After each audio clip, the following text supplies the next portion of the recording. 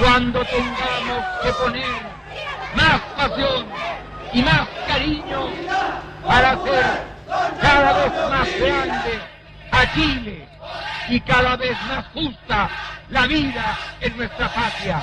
Por una parte, como yo estudiaba literatura, las grandes energías estaban puestas en el boom, en ese momento, ¿no?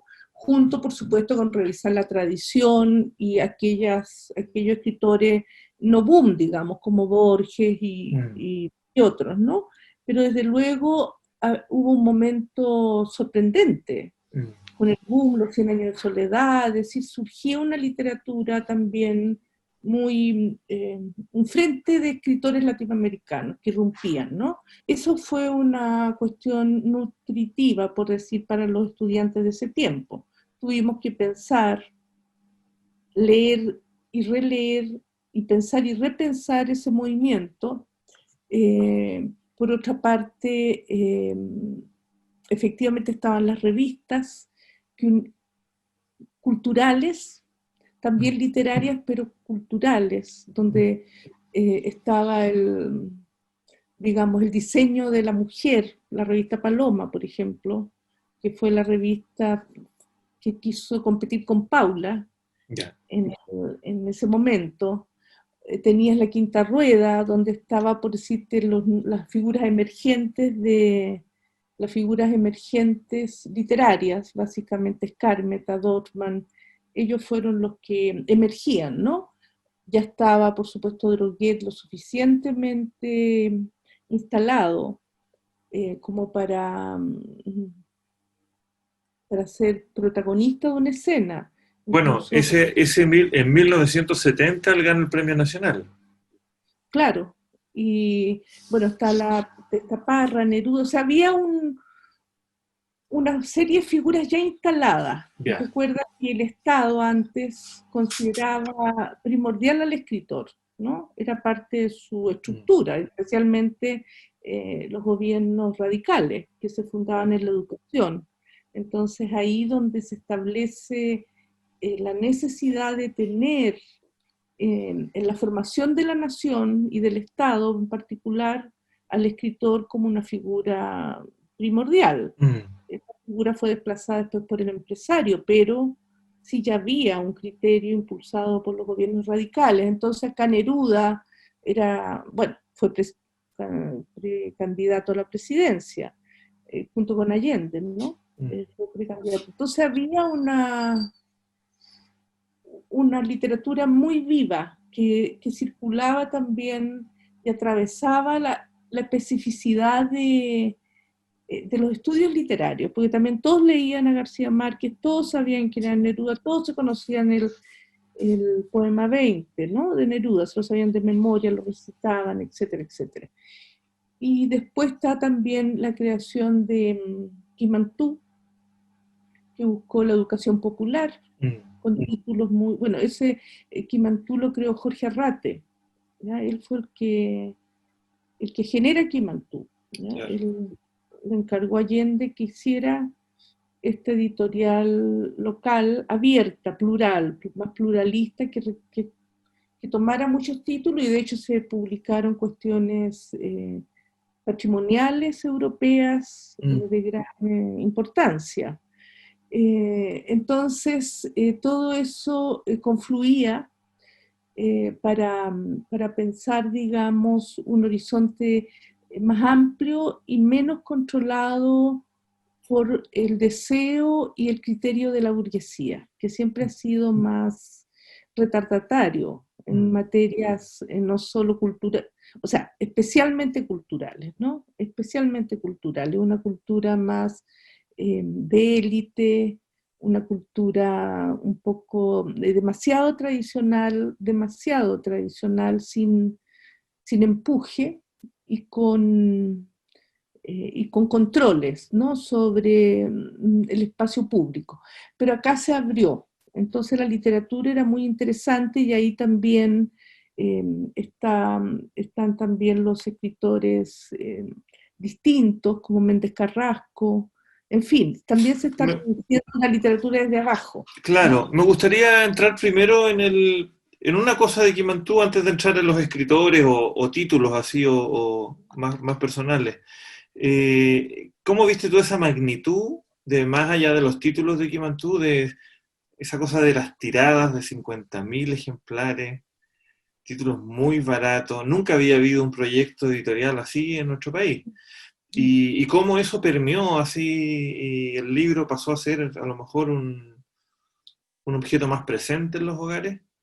O sea, totalmente presente porque eso, Quimantú, ¿dónde vi yo a Quimantú? En los kioscos de diario. Que por lo demás había muchos kioscos de diario. Entonces, ¿dónde estaba Quimantú? Tú lo mirabas, caminabas por la ciudad y estaba lleno de Quimantú, ya en el sentido más intenso del término. Entonces la gente compraba, pero también tienes que recordar que en ese momento eran bastante fuertes los sindicatos, ¿no? Y todos los sindicatos tenían departamentos culturales. No había ni un sindicato que no tuviera departamentos culturales. Mucha educación, bueno, ha sido histórico, desde las salitreras, ¿no? La cuestión de las lecturas. Recuerda que están los clubes de lectura de principios del siglo XX, en fin, la lectura siempre estuvo como lectura literaria, si tú quieres tal vez equivocadamente, le dieron un criterio educativo, ¿ya? Leer literatura era educarse. Y por eso hubo una recepción pero masiva de los libros de Quimantú. Eran esas tiradas, no eran fantasías de una fantasía editorial, era una realidad porque la gente consumía Quimantú, estaba al alcance de la mano, o sea, no estaba en la calle. Quimantú estaba en las calles, cada calle que recorría estaba con títulos patrimoniales. Entonces eso fue muy interesante de ver, pero para uno era parte del programa, era así, iba a ser así y era así. De que era así, de que así era el mundo, o iba a empezar a ser el mundo, o el país. Quisiera entrar en los cuentos de Antonio Skármeta, que un escritor importante en esos años, que tiene influencias extranjeras, que le aporta como harto aire al realismo, a la generación del 50, y, y eso, era como que todo era posible. ¿Tú lo Sí, leíste? ¿Cómo recuerdas esos libros, todos los libros de cuentos de él? sí, los cuentos de él, bueno, era, por decirlo de alguna manera, como una palabra exacta, no es desparpajo, era algo que se abría, ¿no? Sí. Abría un espacio eh, de mayor libertad de la mirada. Entonces veía de manera también irónica, de repente abiertamente cómica, eh, el sujeto sobre todo en el espacio público, ¿no? Ellos un poco vienen de, o sea, una línea que se abre, digamos, Salinger, pero Salinger es más dramático y bastante más tenso, pero esa línea del joven, el joven que escribe livianamente su profundo drama, en el caso de Salinger, se desplaza a México, ahí surge La Onda, que es el título que le pone Margot Glantz a ese grupo, ella es la que pone la onda mexicana, y esa es la línea más o menos de donde viene, porque tú sabes que todo son diálogos, no es copia ni nada por el estilo, sino son diálogos, momentos, donde se organiza, digamos, una superficie narrativa X, ¿no? Y ahí se organizó desde ese recorrido que tiene que ver más con el sujeto en la ciudad que ve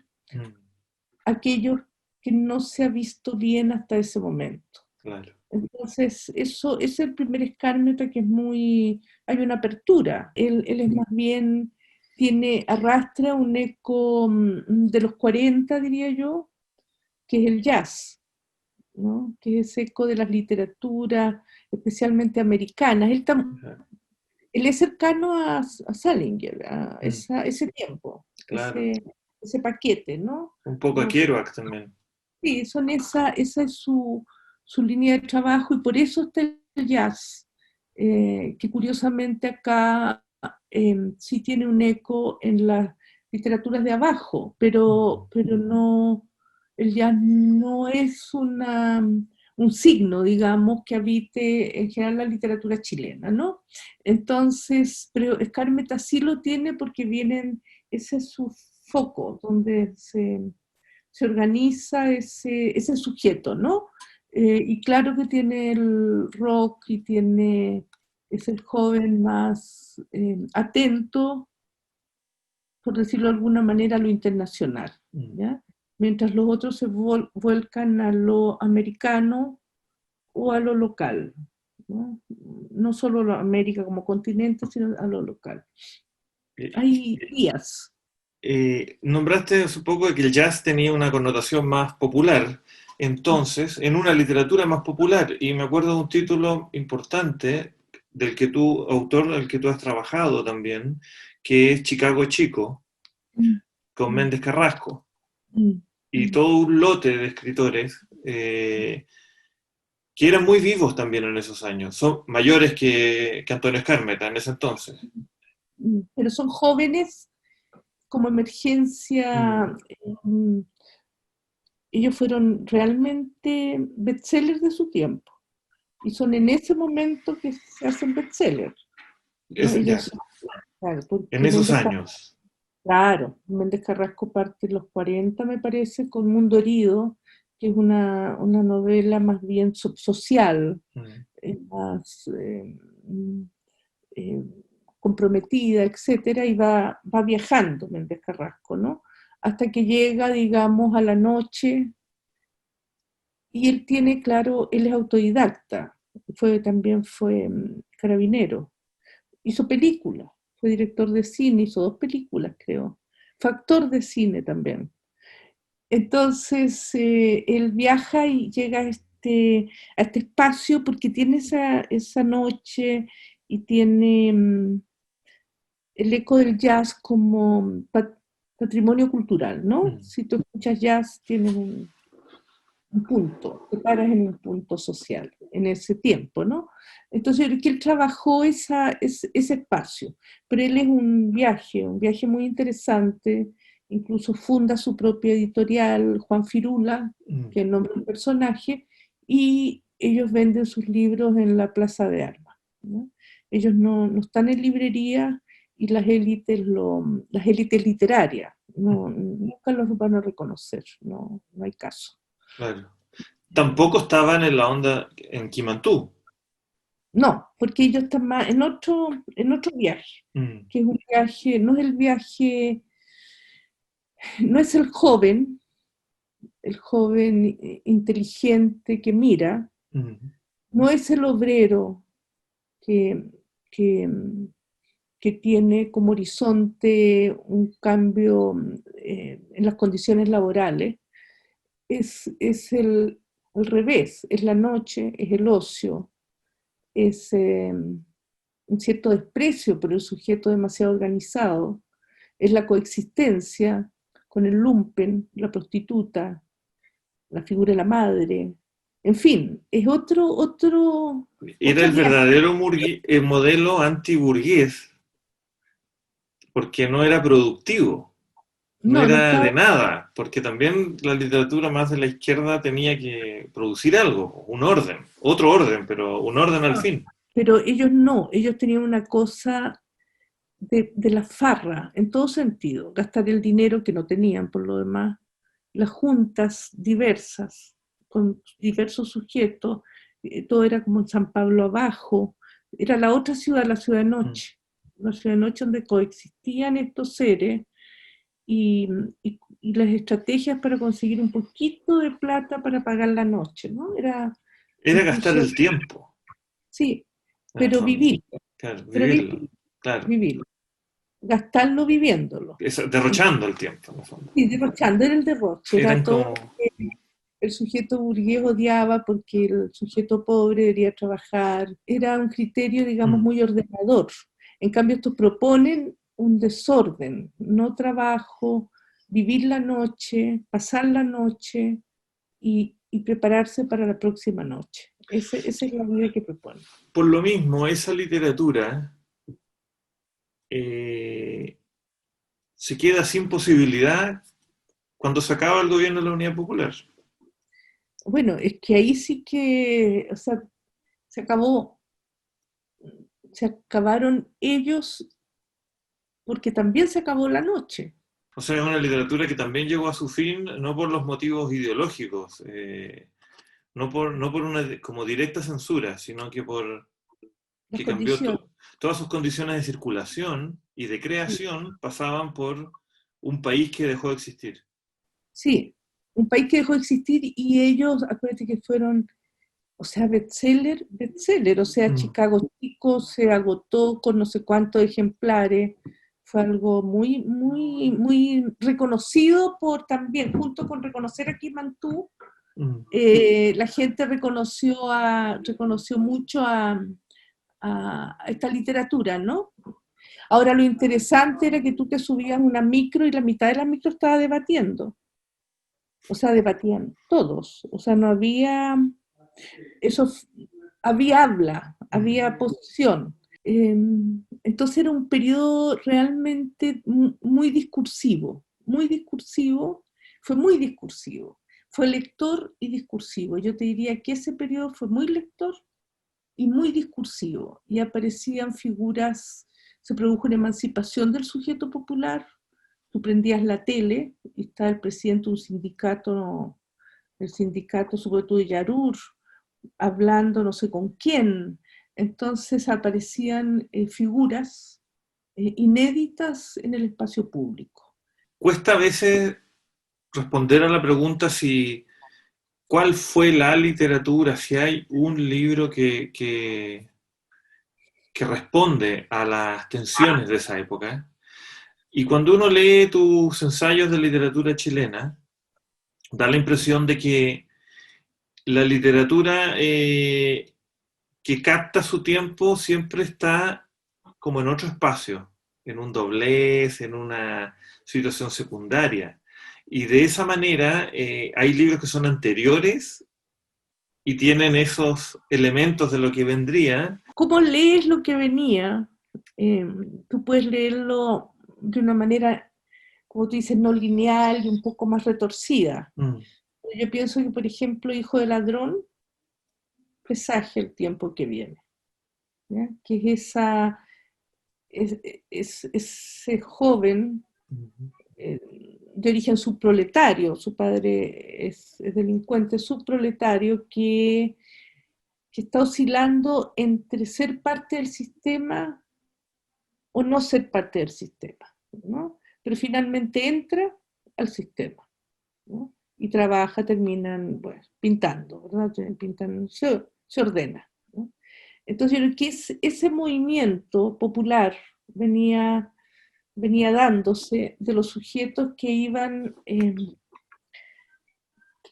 a adoptar una determinada condición, que era una condición que iba a tener un prestigio, que era el prestigio obrero entre ellos. No recuerda que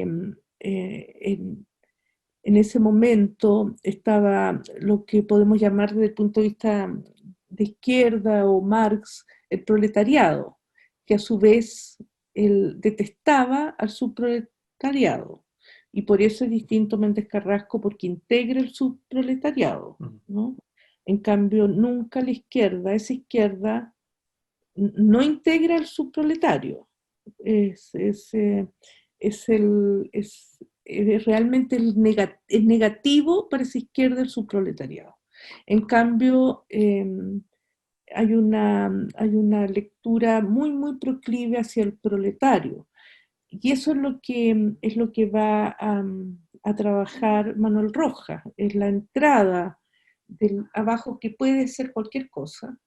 Es que en ese momento la literatura chilena tenía una importante presencia en Chile. O sea, había una historia literaria que se rescataba, se pensaba, y las librerías tenían disponibles todos los libros de esos grupos.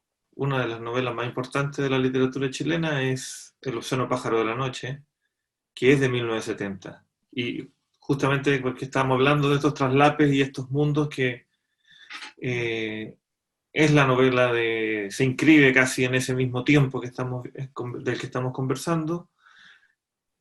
Y ahí está todo, ¿no? Sí, es que es muy compleja. Ahí está también en lo americano, la nueva vía, digamos, que propone el boom, porque está en mito. Cien años de soledad está pensado también desde el lugar, ¿no? Está pensado desde el pensamiento mágico, pues. Pensar, no voy a pasar debajo de una escalera porque me va a ir mal. Todos tenemos pensamiento mágico, está en cada uno de nosotros, ¿no? En otros países también hay pensamientos mágicos, no es que seamos los latinoamericanos lo que tenemos, pero él también toma ese hecho con el imbunche, ¿no? El imbunche, con las leyendas de la brujería, con Toma eso, toma la indígena. las maldiciones. Acuérdate que la empleada de la mujer es indígena, entonces está toda y lo que es muy interesante es cómo opera la clase media, con Peñalosa, hacia dónde va esa clase media, con quién se une, dónde hace pacto, dónde termina. Y eso es lo interesante, él termina confinado junto con las empleadas. Esa clase media no va a pertenecer nunca. Hay una despertenencia. La aristocracia, entre comillas, o las élites burguesas, no permiten la entrada de otros, ¿no? Que como no sea bajo el rótulo de servidumbre. Entonces eso lo deja claro el obsceno pájaro de la noche, ¿no? Que es muy, a diferencia de Martín Rivas, que es la primera novela, claro, donde la clase media se asocia porque le sirve, porque la clase media en ese momento es iletrada, y por lo tanto Martín Rivas es abogado. Entonces le sirve al padre de la mujer para administrar sus negocios, y ahí se produce la unión, es una unión interesada económica. Pero después de eso, no hay letra que sirva, ¿no? Donoso la letra no sirve, a diferencia de la novela Martín Rivas, donde la clase media es letra, solamente desde ese lugar puede penetrar y pertenecer. Yo me considero clase media, yo creo que tenemos algo cosido, que tenemos los orificios cosidos, porque estamos muy limitados por dictámenes que no nos pertenecen. Eso pienso. Que Donoso ahí vio esa clase media asustada, temerosa, que sirve, pero que en realidad no sirve para los que sirve. Por último, Diamela, quizás uno de los grandes, un hito de 1973, después del golpe, fue el funeral de Neruda. Y entiendo que es también el primer momento de congregación, una vez que ya se produjo, que se echa a andar la dictadura. ¿Tú fuiste a ese funeral? ¿Cómo recuerdas ese momento?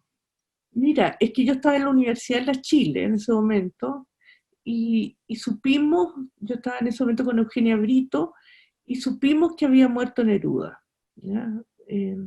Bueno, alguien dijo, porque se sabía. Ya, entonces nosotros, supimos que era el funeral de Neruda, ¿ya? Que lo enterraban ese día. Ya se habían visto imágenes porque en el velorio de Neruda fue en su casa en Santiago, ¿no? En el cerro. Yeah.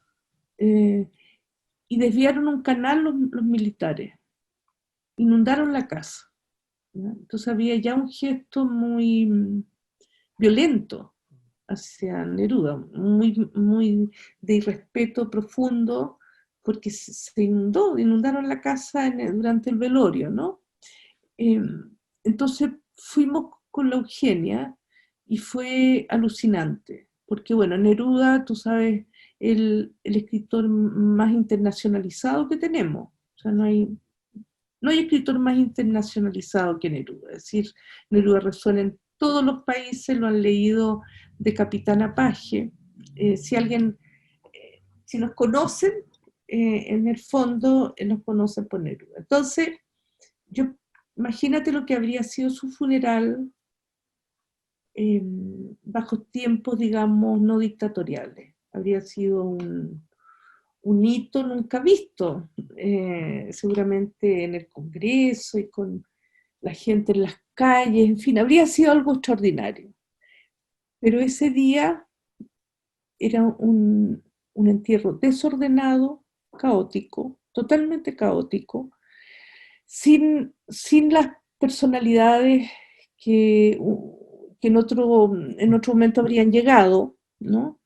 Aquí llegaron algunos diplomáticos, estaba el escritor que había y que habló fue, ¿cómo se llama?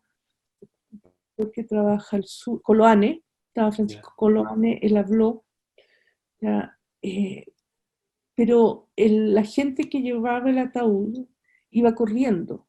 Entonces todo el cortejo prácticamente corría detrás porque estaban todos aterrorizados, estaba lleno de militares, y lo que llegaron, sí, reconocidamente fue un grupo de pobladores comunistas, de jóvenes comunistas, ¿no?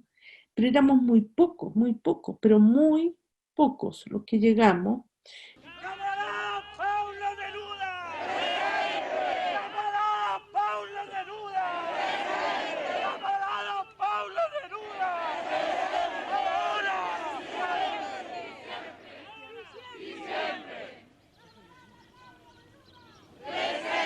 Pero fue una experiencia, murió sin los honores, ¿ya? Los honores oficiales, murió con otros honores de la gente que fue, que estaba penada porque se iba, y era los discursos todo rápido, porque tenían que irse para no ser atacados por los militares.